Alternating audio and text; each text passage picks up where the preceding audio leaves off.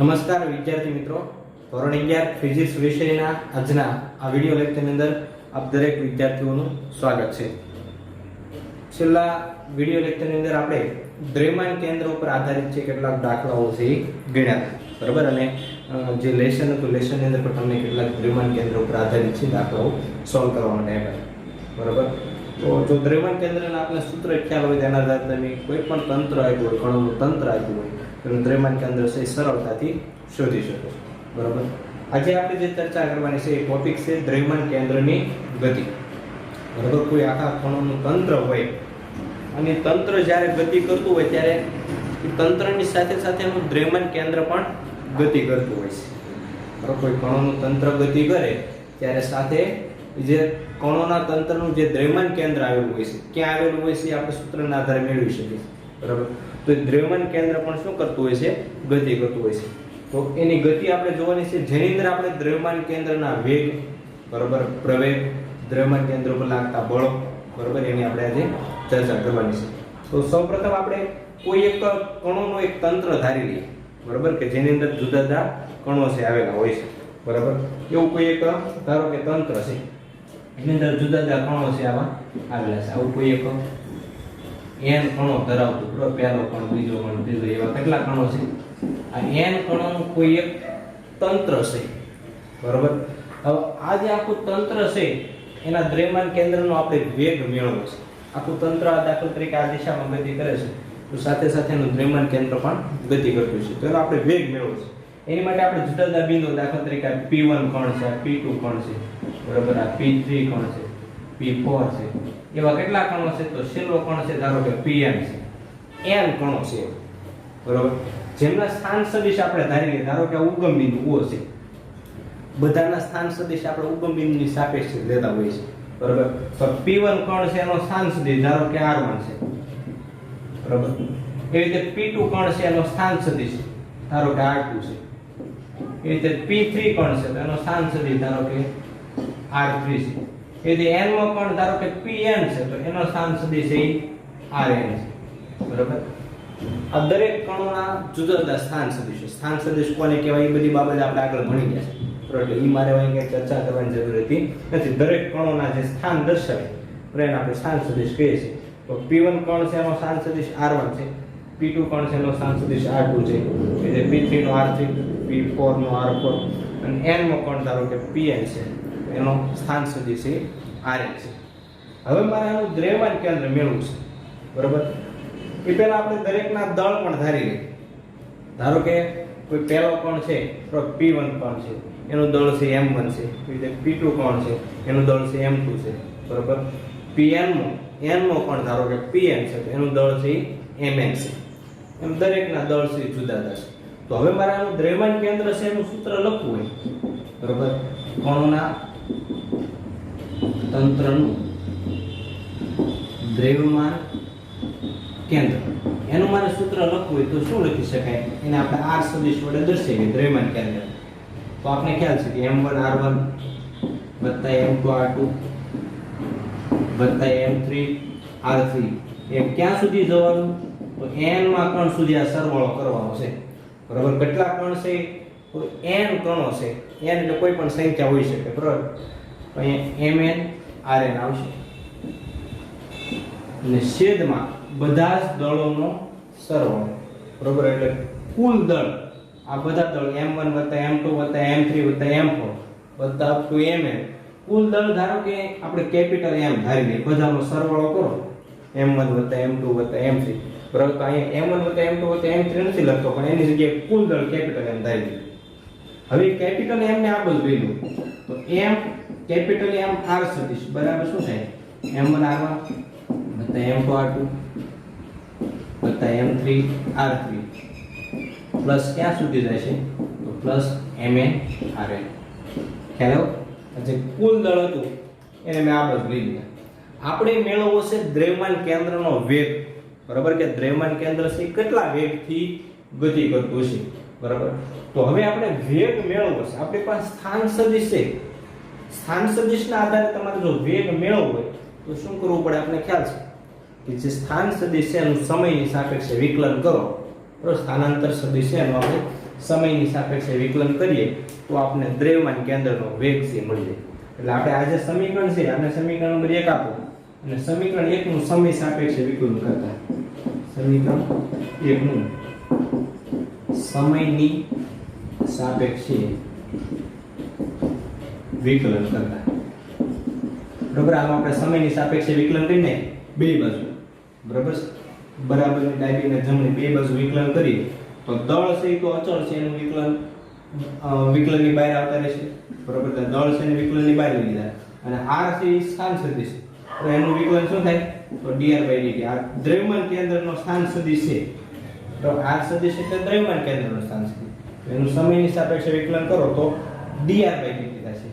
બરાબર, આ બાજુ m1 તો એ પણ દળ છે એ અચળ છે તેને બહાર લઈ લીધા. r1 નું શું થાય dr1/dt વત્તા m2 m ના r2 નું શું થાય છે તો dr2/dt વત્તા m3 m ના આ r3 નું શું થાય છે dr3/dt વત્તા ક્યાં સુધી જાય છે તો mn એ પણ અચળ છે એને આપણે બહાર લીધું એટલે rn નું શું થાય છે drn/dt. ખ્યાલ આવ્યો? તો બંને બાજુ આપણે સમયની સાપેક્ષે વિકલન કર્યું.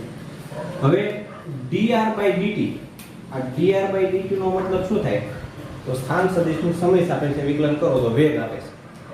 અહીંયા આ જે સ્થાન સદિશ છે એ દ્રવ્યમાન કેન્દ્રનું છે. બરાબર, આ દ્રવ્યમાન કેન્દ્રનો સ્થાન સદિશ r છે એટલે આ dr/dt એટલે દ્રવ્યમાન કેન્દ્રનો વેગ, એની જગ્યાએ આપણે કેપિટલ V લખશું. બરાબર, દ્રવ્યમાન કેન્દ્રના વેગને આપણે કેપિટલ V વડે દર્શાવશું અને આ બધા કણોના જે વેગ છે ને એને આપણે સ્મોલ v વડે દર્શાવશું. બરાબર, એટલે અહીં શું આવશે capital V, m capital V બરાબર આ બધું m1 m ના આ dr1/dt.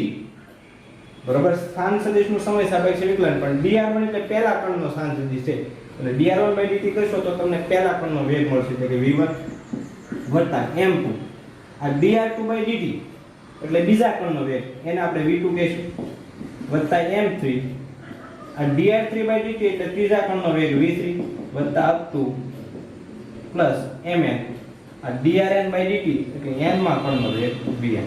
બરાબર, ધારો કે પહેલા કણનો વેગ છે v1 છે, બીજા કણનો વેગ v2 છે, ત્રીજા કણનો વેગ v3 એમ n માં કણનો વેગ ધારો કે vn છે તો આ dr1/dt dr2/dt dr3/dt અને drn/dt એની જગ્યાએ ક્રમિક આપણે શું મૂકી શકીએ v1 v2 v3 up to vn અને બધાને આગળ દળ તો ગુણાયેલા જ છે. આ કેપિટલ V મે કોની જગ્યાએ મૂકો તો આ dr/dt કેપિટલ R છે દ્રવ્યમાન કેન્દ્રનો સ્થાન સદિશ છે એટલે આ જે વેગ મળશે આપણે દ્રવ્યમાન કેન્દ્રનો વેગ મળશે. બરાબર, તો હવે આપણે v ને કરતા બનાવીએ તો કેપિટલ V બરાબર શું આવશે m1 v1 વત્તા m2 v2 વત્તા m3 v3 ક્યાં સુધી તો plus up to mn vn છેદમાં આ કેપિટલ M ને આ બળ લઈ લો તો કુલ દળ છેદમાં આવશે. તો આ આપણને દ્રવ્યમાન કેન્દ્રનો વેગનું સૂત્ર મળ્યું. બરાબર, આગળ આપણે દ્રવ્યમાન કેન્દ્રનું સ્થાન મેળવવા માટેનું સૂત્ર જોયું હતું. આ છે દ્રવ્યમાન કેન્દ્રના વેગ મેળવવા માટેનું સૂત્ર છે. તમને બધા કણોના વેગ આપી દીધા હોય કે ભાઈ પહેલા કણનો વેગ એટલો છે, બીજા કણનો વેગ એટલો છે, ત્રીજા કણનો વેગ એટલો છે.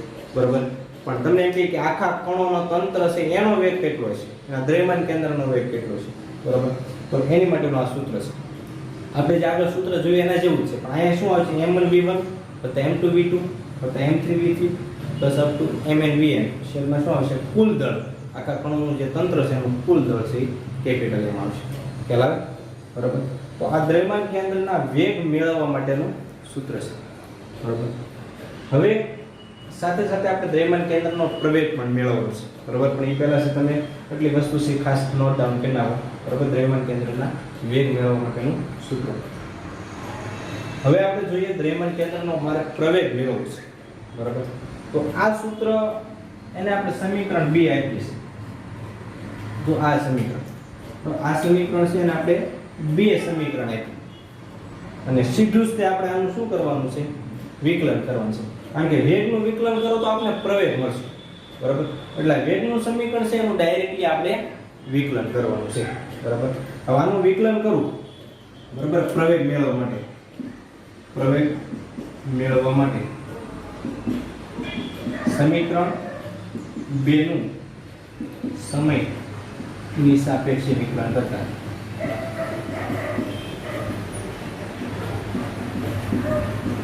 હવે એનું સમયની સાપેક્ષે વિકલન કરું તો આ કેપિટલ M છે એમ નામ રહેશે. આ v એટલે કે દ્રવ્યમાન કેન્દ્રનો વેગ એનું વિકલન કરશું એટલે dv/dt થશે. બરાબર. આ m1 એમ નામ આ v1 એટલે પહેલા કણનો વેગ એનું વિકલન dv1/dt વત્તા m2 dv2/dt વત્તા m3 dv3/dt પ્લસ ક્યાં સુધી જાય છે તો mn dvn/dt. ખ્યાલ આવ્યો?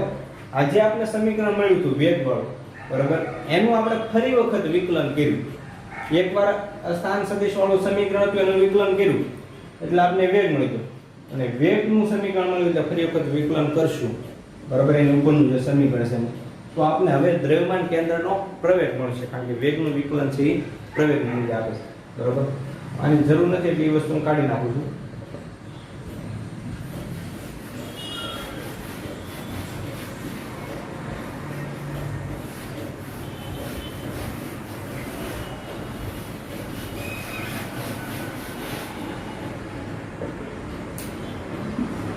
ચલો m ના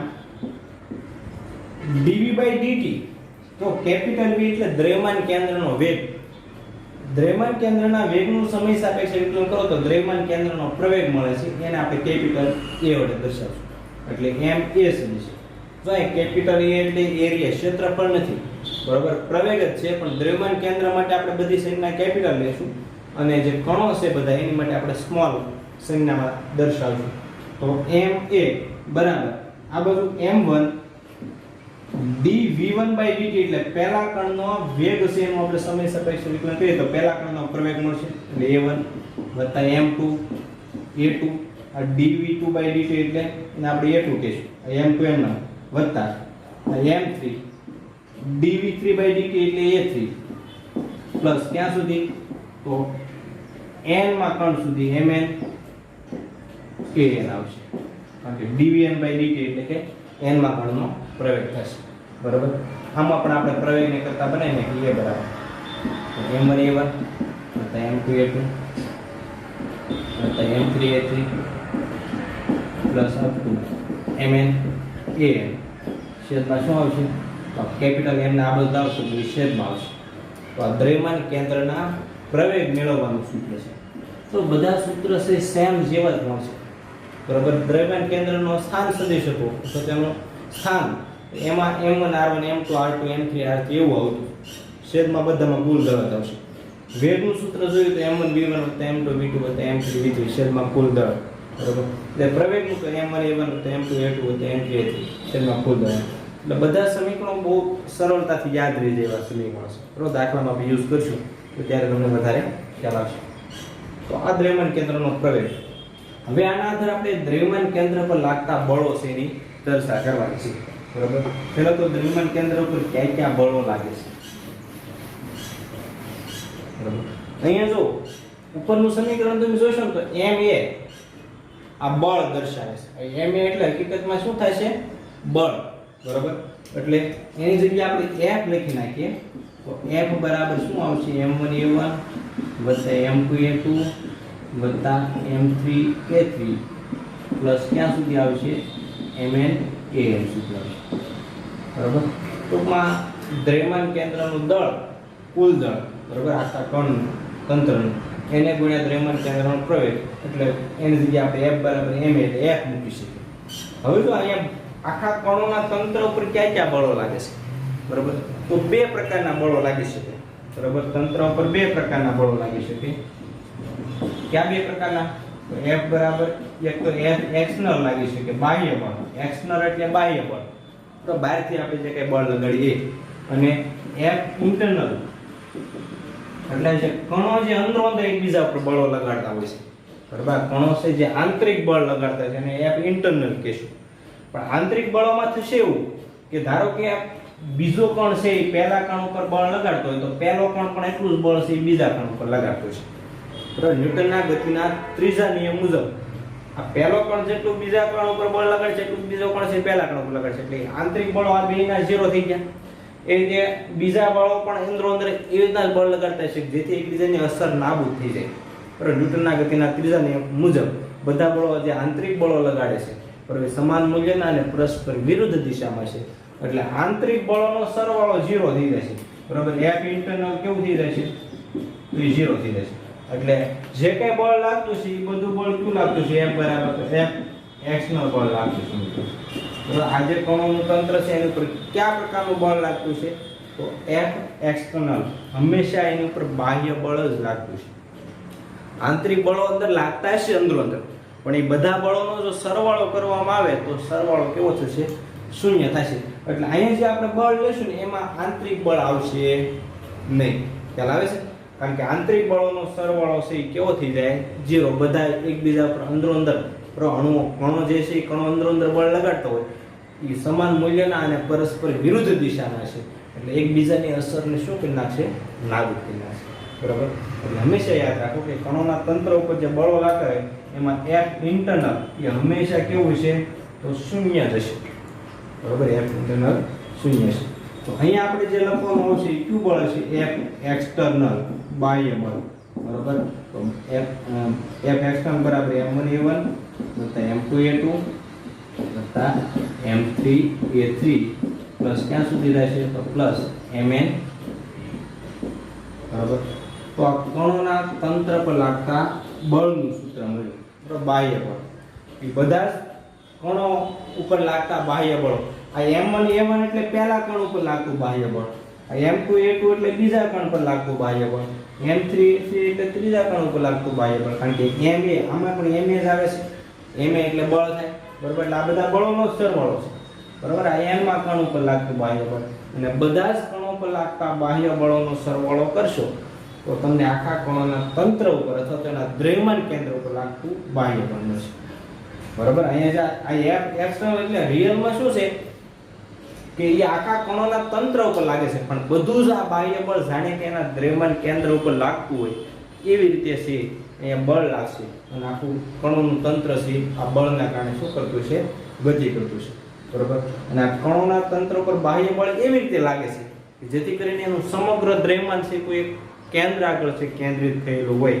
બરાબર, એમ ધારીને એની ઉપરથી બાહ્ય બળ છે લાગતું હોય છે. ખ્યાલ આવ્યો? તો આ રીતે આપણે અહીંયા પ્રવેગ, વેગ, પ્રવેગ અને એની પર લાગતા બળ, બરાબર, એના આપણે સમીકરણો છે જોઈએ. બરાબર, હવે આગળ આપણે એનું વેગમાનનું સમીકરણ પણ મેળવવાનું છે, પણ એ પહેલા એક બોમ્બના ઉદાહરણ દ્વારા દ્રવ્યમાન કેન્દ્રની ગતિ છે તમને સમજાય છે, એનો ગતિમાર્ગ છે. બરાબર, પરવલય આકારનો ગતિમાર્ગ છે તમને આકૃતિમાં દર્શાવ્યું છે. તો એવું બોમ્બનું ઉદાહરણ છે આપણે જોવાનું છે કે આખા તંત્રનું દ્રવ્યમાન કેન્દ્ર છે એ કઈ રીતે ગતિ કરતું છે. બરાબર, બોમ્બનો વિસ્ફોટ થાય તો વિસ્ફોટ થયા બાદ એના દ્રવ્યમાન કેન્દ્રની ગતિ, એના ગતિપથની અંદર કાંઈ ફેરફાર થાય છે કે નહીં. બરાબર, એ આપણે બોમ્બના ઉદાહરણ દ્વારા સમજવાનું છે. દાખલા તરીકે અહીંથી બોમ્બ છે ગતિ કરતો કરતો આવો પરવલયાકાર માર્ગે છે ગતિ કરે છે. બરાબર, અહીંથી ગતિ કરતો કરતો અહીંયા પહોંચે છે, ત્યાંથી અહીંયા પહોંચે છે, અહીંયા એનો વિસ્ફોટ થાય છે. ધારો કે બોમ્બનો શું થાય છે? વિસ્ફોટ થાય છે. તો હવે એના ગતિ માર્ગમાં કઈ ફેરફાર થશે? તો પહેલા આખો બોમ્બ એક જ હતો. બરાબર, એટલે એના કણો છે એ ચકડાયેલા છે અંદરો અંદર બધા. બરાબર, ત્યારે એની પછી દાખલા તરીકે F એક્સટર્નલ જેટલું બાહ્ય બળ છે લાગે છે. આ બાહ્ય બળ એટલે બીજું કાંઈ નહીં, ગુરુત્વાકર્ષણ બળ. તો અહીંયા જે કઈ બાહ્ય બળ લાગશે એ ફક્ત એની પર કયું લાગતું છે? અહીંયા આપણે એને ફેંકો છે એટલે આપણે જે હાથ વડે બળ લગાડી છે અને ફેંક્યા પછી એની પર જે બાહ્ય બળ લાગતું છે એ કયું? તો એ ગુરુત્વાકર્ષણ બળ. એની પર કોઈ આંતરિક બળો લાગતા નથી. આ દ્રવ્યમાન કેન્દ્રની ગતિ આંતરિક બળોના કારણે થતી નથી. બરાબર, બોમ્બ છે અહીંથી ગતિ કરીને અહીંયા સુધી પહોંચો તો એમાં કોઈ આંતરિક બળો છે ભાગ ભજવતા નથી. આંતરિક બળોના કારણે એની ગતિ થતી નથી. આંતરિક બળોના કારણે એનો વિસ્ફોટ થાય છે. બરાબર, એની અંદર જે એનું રસાયણ ભરેલું છે તે રસાયણને કારણે એ બોમ્બ છે એનો વિસ્ફોટ થાય છે. તો એમાં આંતરિક બળો, વિસ્ફોટ માટે આંતરિક બળો જવાબદાર છે, પણ એની ગતિ માટે કોઈ આંતરિક બળો છે જવાબદાર છે નહીં. દાખલા તરીકે બોમ્બ અહીંયા પહોંચે તો હવે એના પર બાહ્ય બળ તરીકે કયું બળ લાગતું છે? તો ગુરુત્વાકર્ષણ બળ. એ ગુરુત્વાકર્ષણને કારણે એ બોમ્બ નીચે આવશે. બરાબર, એટલે એનો ગતિ પછી આવો પરવલયાકારનો થશે.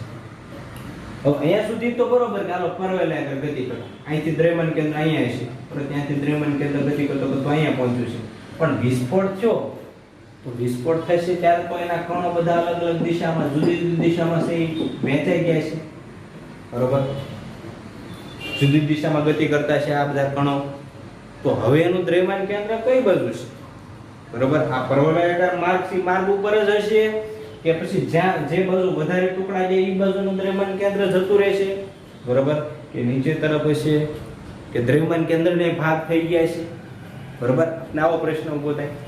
પણ રિયલમાં જ્યારે પણ આ પ્રકારે આખા કણોના તંત્ર છે જુદા જુદા ટુકડાઓમાં વહેંચાય, બરોબર, જો આખું તંત્ર ગતિ કરતું હોય અને પછી ટુકડામાં વહેંચાય તો ત્યારે એનું દ્રવ્યમાન કેન્દ્ર જે એનો પરવલયાકાર માર્ગ હતો, કદાચ આ બોમ્બનો વિસ્ફોટ થયો ન હોત તો જે માર્ગે એની ગતિ થવાની હતી એ જ માર્ગે વિસ્ફોટ બાદ પણ એની ગતિ થશે, બરોબર. ભલે વિસ્ફોટ થયો અહીંયા છતાં એનું દ્રવ્યમાન કેન્દ્ર આ માર્ગ ઉપર જ ગમે ત્યાં છે, ખ્યાલ આવે છે.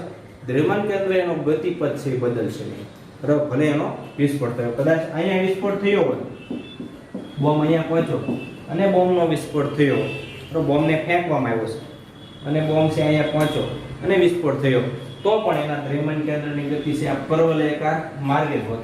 શા માટે?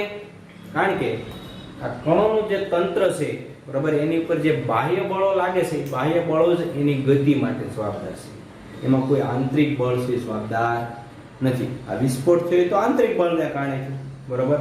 એટલે દ્રવ્યમાન કેન્દ્રના વેગ અથવા તો એની ગતિપથ સાથે આંતરિક બળોને કોઈ લેવા દેવા છે, ફક્ત એમાં બાહ્ય બળો જ જવાબદાર હોય છે, બરોબર. દ્રવ્યમાન કેન્દ્ર છે એ પોતાનો ગતિમાર્ગ છે બદલશે, બરોબર. જે ગતિમાર્ગ કદાચ એનો વિસ્ફોટ થયો ન હોત તો જે ગતિમાર્ગે એની ગતિ કરવાની હતી એ જ ગતિમાર્ગે એ વિસ્ફોટ બાદ પણ શું કરશે, ગતિ કરશે. ભલે એના જુદા જુદા ટુકડાઓ અલગ અલગ દિશામાં વહેંચાઈ જાય છતાં એનું દ્રવ્યમાન કેન્દ્ર છે એ પોતાનો ગતિમાર્ગ છે બદલશે. આ ખૂબ જ અગત્યની બાબત છે જે આપણે યાદ રાખવું છે.